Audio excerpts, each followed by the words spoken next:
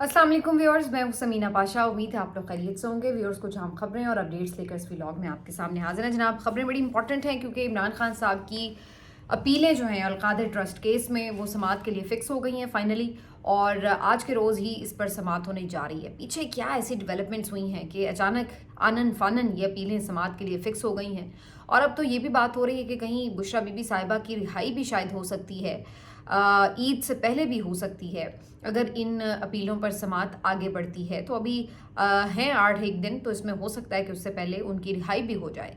क्या इसके इम्कानात हैं, इसके ऊपर बात करते हैं। इसके साथ साथ मंगल का रोज़ इम्पॉर्टेंट इसलिए भी है कि इमरान खान साहब से आज उनकी फैमिली और वकला की मुलाकात भी होगी। तो अभी जो हाल ही में पेशरफ्त हुई है उससे मुतालिक यकीनन उनका रद्द-ए-अमल भी आएगा।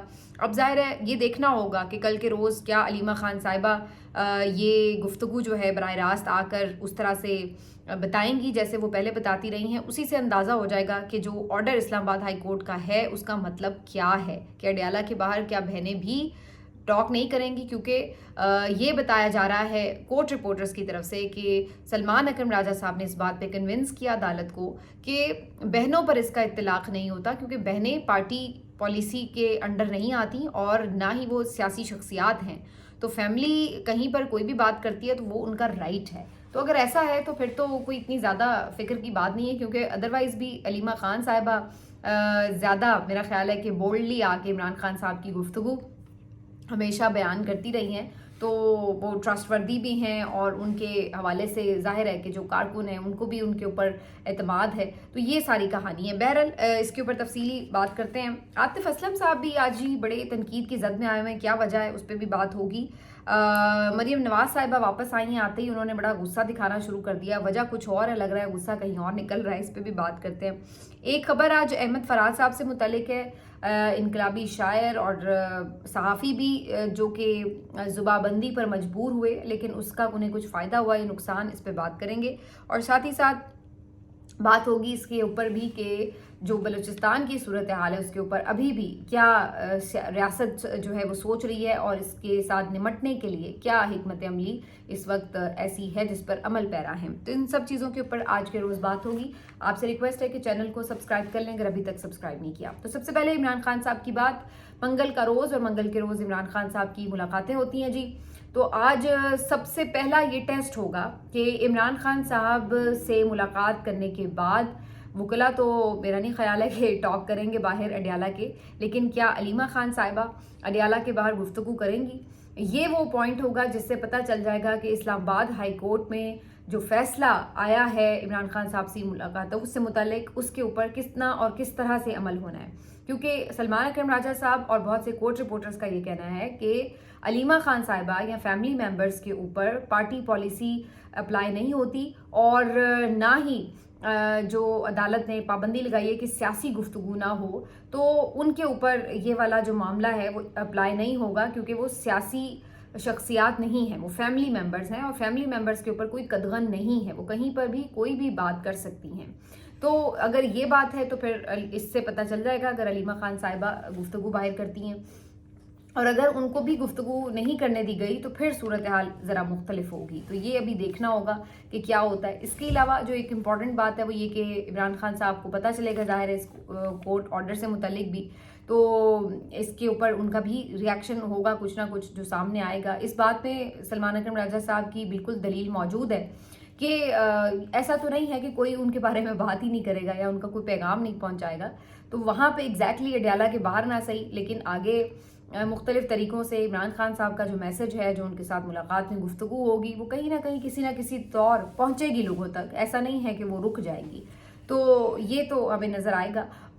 तो ये एक बुनियादी हक था, हक है, आइन के तहत हक है कि आइन आपको ये हक देता है कि आज़ादी इज़हार राय है, चाहे कोई कैदी भी है तो उसके भी राइट्स हैं, और उसके राइट्स हैं कि वो लोगों तक अपनी बात कन्वे कर सकता है।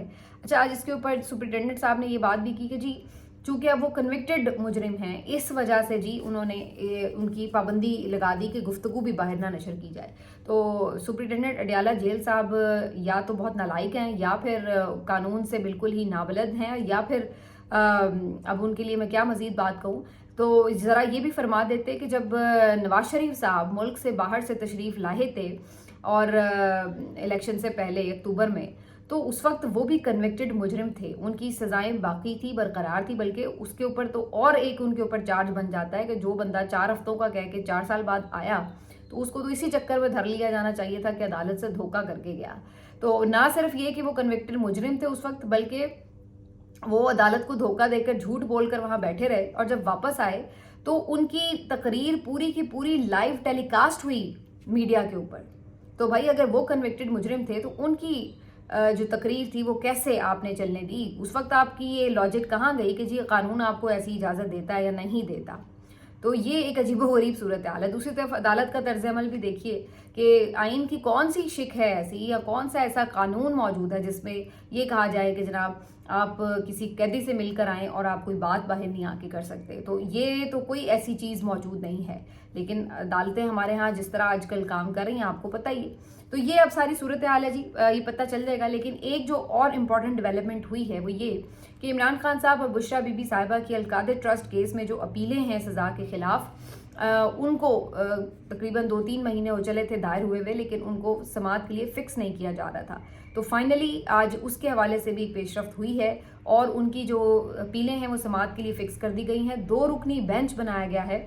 ایک تو چیف جسٹس ڈوگر صاحب خود موجود ہیں اس بینچ میں، اور دوسرے جسٹس محمد آصف صاحب. تو یہ دونوں وہ ججز جو کہ پہلے اسلام آباد ہائی کورٹ کا حصہ نہیں تھے، باہر سے بعد میں آنے والے ججز ہیں.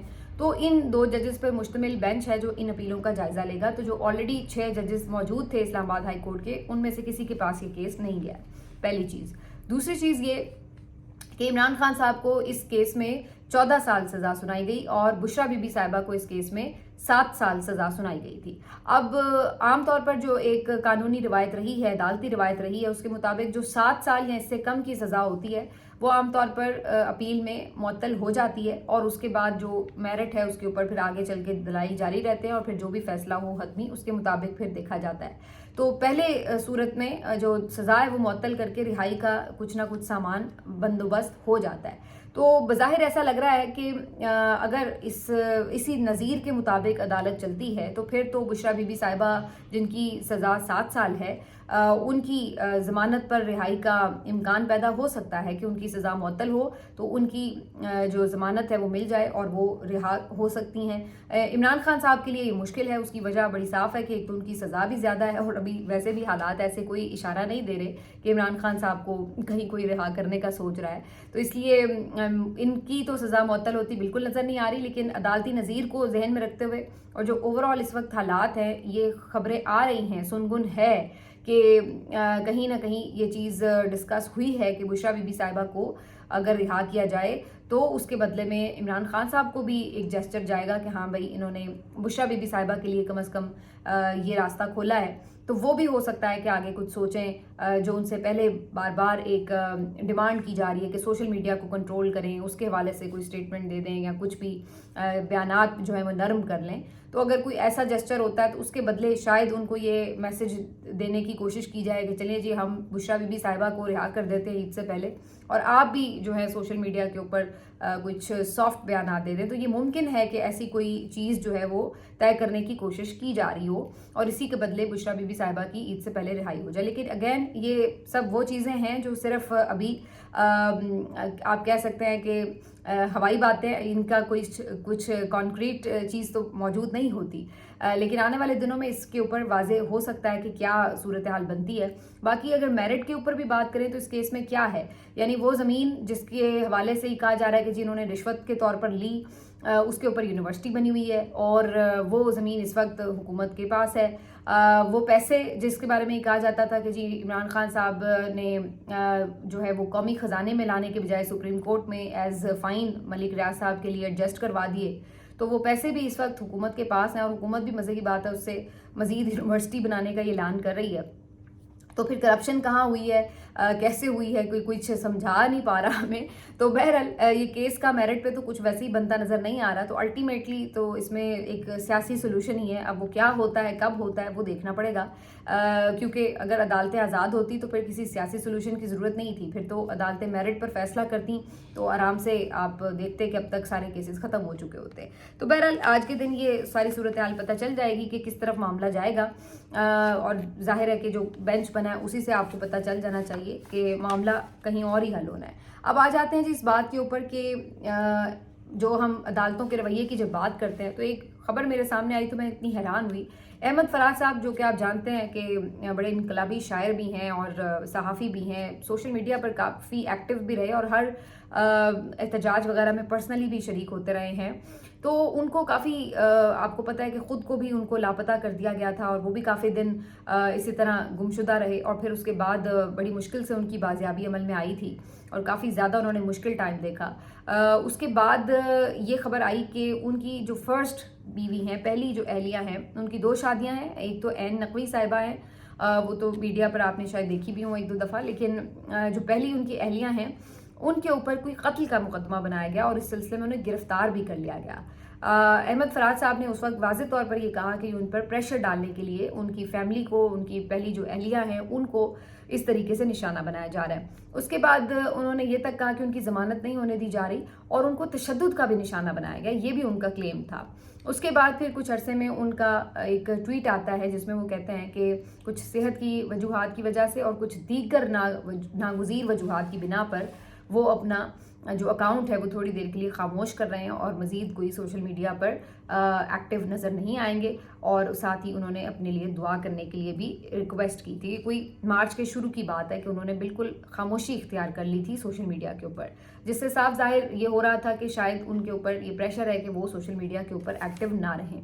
उसके बाद आज ये खबर आती है कि जो उनकी पहली अहलिया हैं उनके हवाले से ज़मानत की दरख्वास्त मंजूर हो चुकी है और उनको रिहा करने का हुक्म भी आ चुका है।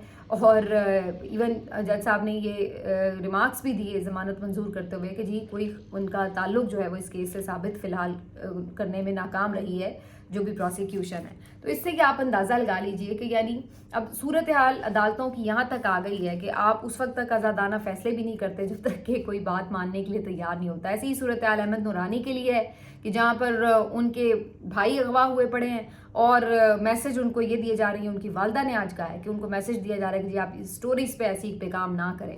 तो ये एक पैटर्न हमें नज़र आ रहा है कि लोगों को खामोश करवाने के लिए मुख्तलिफ तरीक़ों से उनके फैमिली मेम्बर्स को तंग करके आज़ादी इज़हार राय पर कदगन लगाकर ऐसा लग रहा है कि लोगों की जो इख्तलाफी आवाज़ें हैं, जो तनकीदी आवाज़ें हैं, उनको दबाने और चुप करवाने की कोशिश हो रही है। और ये हमें इसी का एक शाखसाना आज नज़र आ रहा है जो अहमद फराज का। बहरहाल शुक्र है कि उनकी अहलिया की मुश्किल आसान हुई और उनके लिए रिहाई का कोई इम्कान पैदा हुआ है। लेकिन इससे आप अंदाज़ा लगा लीजिए कि उनका जो उस पर एक बुनियादी हक है, अहमद फरहाद का जो हक है कि वो एक फ्रीडम ऑफ एक्सप्रेशन रखते हैं, ये आइन उन्हें हक देता है, उन्हें वो हक सरेंडर करना पड़ा है।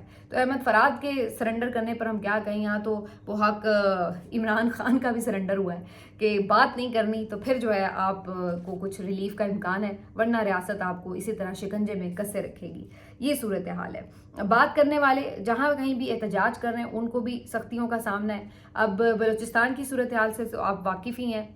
महारंग बलोच साहिबा जो है वो गिरफ़्तार हैं। उनकी गिरफ़्तारी के बाद मज़ीद एहतजाज शुरू हो गए और अब लोग जहाँ पहले अपने प्यारों की गुमशुदगी के ऊपर एहतजाज कर रहे थे, फिर उसके बाद वो एहतजाज बदला उस वक्त जब फायरिंग का वाक़या पेश आया और एक जो बच्चा था वो जाँ बहक हो गया। तो उसके बाद फिर उसके एहतजाज शुरू हो गए कि ये बच्चा क्यों जाँ बहक हो गया। और तीसरे नंबर पर फिर जब उस एहतजाज के ऊपर से क्रैक डाउन करके महारंग बलोच साहिबा को गिरफ़्तार किया गया, तो फिर इसके ऊपर एहतजाज शुरू हो गया कि जी उनको रिहाई दी जाए। तो एक के बाद एक एहतजाज का सिलसिला जारी है। और ऐसा ही एक एहतजाज कराची में भी हो रहा था। समी दीन बलोच साहिबा जो इसी सारी मूवमेंट के साथ जुड़ी हुई हैं, पहले भी कई दफ़ा गिरफ़्तार हो चुकी हैं। ये इस मुजाहरे में मौजूद थी जो कराची में जारी था और यहाँ पर आज बड़े ही बेरहमाना तरीके से इनको ज़दोकोब करके, धक्कम पेल करके, बदतमीज़ी करके, बदतहजीबी के साथ उन्हें गिरफ़्तार कर लिया गया।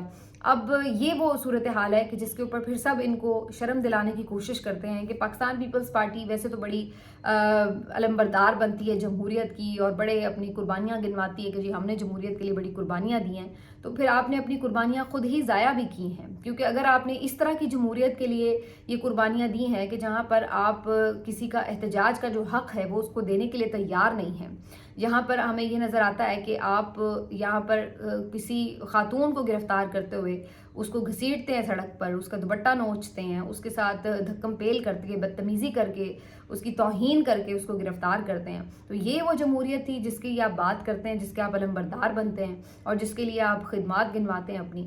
تو یہاں پر ان کی جو منافقت ہے وہ کافی واضح ہو جاتی ہے کہ کس انداز سے یہ لوگ تقریریں بڑی خوبصورت لفاظی کے ساتھ کرتے ہیں، لیکن عملاً بالکل اس سے مختلف ان کا ایک طریقہ کار ہے، اس کا جو آپ کہہ لیں کہ رویہ ہے عملی طور پر وہ بالکل اس کے برعکس ہے. تو یہ جو ہے وہ انفارچونیٹ ہے. بہرحال کیا اس طرح کی چیزوں سے مسئلہ حل ہوگا؟ مسئلہ کیا حل ہونا ہے؟ اب اندازہ آپ لگا لیجیے کہ صورتحال اس نہج پر پہنچ چکی ہے کہ وزیر اعلیٰ بلوچستان سرفراز بگٹی صاحب یہ فرماتے ہیں کہ تمام بلوچستان کی تعلیمی اداروں میں جو قومی ترانہ ہے اس کو لازمی چلوایا جائے گا، پڑھوایا جائے گا، قومی پرچم جو ہے وہ سربلند رہے گا، اور اس طرح کی انہوں نے کچھ ایک دو پابندیاں لگائی ہوئی ہیں کہ جی یہ سب نے انشور کرنا ہے، اور جو نہیں کرے گا اس کو پھر نوکری سے بھی برخاست ہونا پڑے گا. تو اس طرح کر کے انہوں نے بات کی ہے.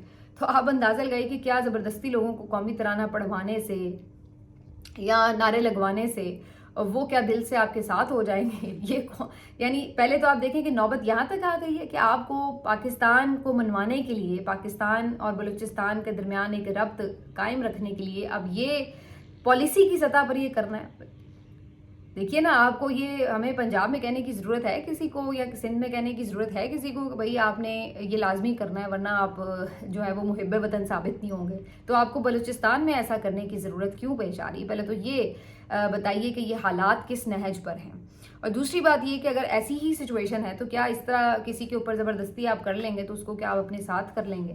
تو یہ ایک عجیب و غریب صورتحال ہے. بہرحال اللہ تعالیٰ رحم فرمائے. بلوچستان کے حالات سے متعلق تو کافی تشویش بھی ہے، پریشانی بھی ہے، لیکن اس سے زیادہ پریشانی اس بات کی ہے کہ کوئی اس کو اس طرح سے سیریسلی ٹیک اپ نہیں کر رہا ہے کہ جس طرح ہونا چاہیے. آج سلمان اکرم راجہ صاحب نے بھی یہ بات کی ہے کہ دوبارہ آپ اس کے اوپر آل پارٹیز کانفرنس بلائیں یا قومی سلامتی کمیٹی کا اجلاس بلائیں، ہمیں عمران خان صاحب سے ملنے دیں، ان سے ڈائریکشنز لینے دیں، اور اس کے بعد ہم بھی اس میں شامل ہوں اور اس مسئلے کا حل نکالیں، کیونکہ ہم سمجھتے ہیں کہ ہر بات کا حل جو ہے مذاکرات کے ذریعے. اور یہ بڑی سین بات ہے. میں نے اس وقت بھی کہا تھا کہ اگر یہ پراپرلی عمران خان صاحب سے ملنے دیتے، فضول کی ایسی حرکتیں کر کے، پابندیاں لگا کے اور اس طریقے سے زور زبردستی کرنے کے بجائے اگر طریقے سے ان کو کنوے کرتے تو وہ عمران خان صاحب ملک کی خاطر کہیں پر بھی بیٹھ جاتے اور وہ شاید خود ہی اپنی پارٹی کو کہتے کہ جی آپ ضرور شامل ہوں اور یہ سجیشنز بھی دیں. تو یہ بات ہو سکتی تھی، لیکن جس طرح اس پورے ماحول کو خراب کیا گیا وہ آپ کے سامنے ہی ہے. بہرحال اب تھوڑی میں بات کروں گی اس حوالے سے بھی کہ جی جو عاطف اسلم صاحب ہیں وہ کیوں تنقید کی زد میں ہیں. عاطف اسلم صاحب نے ابھی ریسنٹلی ایک گانا گایا ہے. ISPR کا یہ پروجیکٹ تھا اور 23 مارچ کے حوالے سے انہوں نے یہ گانا نیا بنایا ہے، اور اس گانے میں اگر آپ سنیں تو بالکل صرف پاکستان کی بات ہے اور پاکستان سے محبت کے اظہار کی بات ہے. تو یہ ایک گانا جو ہے ابھی 3 دن پہلے ریلیز ہوا، اور اگر ہم اس کے ویوز کی بات کریں تو کافی کم اس کو ویوز ملے، ورنہ عاطف اسلم آپ کو پتہ ہے کہ ورلڈ وائڈ ایک بہت ہٹ سنگر ہیں اور ان کے تو کوئی ہلکا سا وہ گنگنا دیں تو ملینز میں ویوز چلے جاتے ہیں. تو ایک پراپر جو ISPR کی پروڈکشن کے ساتھ یہ گانا بنایا گیا ہے، اس کے ویوز جو ہیں وہ بہت کم رہے 3 دنوں کے اندر. بلکہ آج تو میں کہیں یہ اعداد و شمار بھی دیکھ رہی تھی کہ شاید ڈس لائکس بڑے اس کو ملے گانے کو، اور شاید عاطف اسلم کے کریئر کا یہ ایسا واحد گانا تھا جس کو اتنے ڈس لائکس ملے ہوں. اور پھر اگر اس گانے کے جہاں پہ یہ اپلوڈ ہوا ہے آفیشیل YouTube چینل پر، تو اس کے نیچے اگر آپ کامنٹس بھی پڑھیں تو بڑے نیگیٹو کامنٹس جو ہیں وہ لوگوں نے لکھے ہوئے ہیں. تو یہ جو ہے اس کے اوپر ایک سارا انالیسس جو ہے وہ سامنے آیا. اچھا، مجھے ویسے آپس کی بات اس بات کی سمجھ نہیں آئی کہ عاطف اسلم پہ تنقید کی وجہ کیا ہے.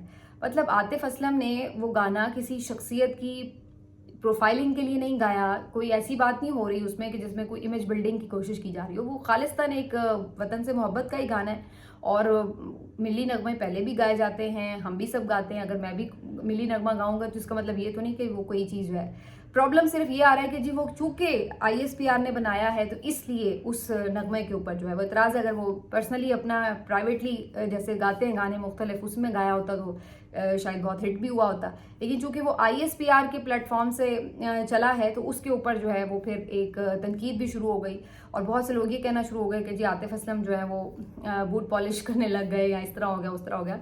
मैं समझती हूँ कि ये थोड़ा सा शायद नाजायज़ बात है। एक सिंगर है, उसको एक गाना गाना है और वो गाना कोई ऐसा कॉन्ट्रोवर्शियल गाना नहीं है, वतन से प्यार का गाना है, तो वो अगर गा रहा है, वो किसी का भी प्रोजेक्ट हो, मैं उसको कह दूं कि मेरे लिए ये गाना गा दो और मैं आपको इसके एवज जो है वो पेमेंट भी करती हूँ, या वो ISPR कह दे या कोई और कोक स्टूडियो वाले कह दें तो वो गाना वो गा देगा, वो तो प्रोफेशनल सिंगर है। तो गाने में भी कोई ऐसी कंट्रोवर्शियल अगर बात ना हो, कोई ऐसी बात तो नहीं है कंट्रोवर्शियल उस गाने के अंदर कि जो नहीं कहनी चाहिए आतिफ असलम को, तो इस वजह से। लेकिन असल बात ये है, फिर बात घूम फिर के वहीं आ जाती है कि असल बात ये है कि इस वक्त लोग इदारे से इस तरह से नाराज़ हैं कि जो भी उसके साथ किसी भी वजह से कहीं जुड़ जाए या उसका कोई लिंक निकल आए तो एवं ही उसको बेचारे को पकड़ के पेल देते हैं, चाहे उसका कोई कसूर भी ना हो, कोई वजह भी ना बनती हो, लेकिन फिर भी वो बेचारा तनकीद की जद में आ जाता है, चाहे उसका कहीं से दूर पार से उसका कोई हल्का फुल्का ताल्लुक ही निकल आए। तो ये इस वक्त जो है वो अनफॉर्चुनेट सी सिचुएशन बनी हुई है।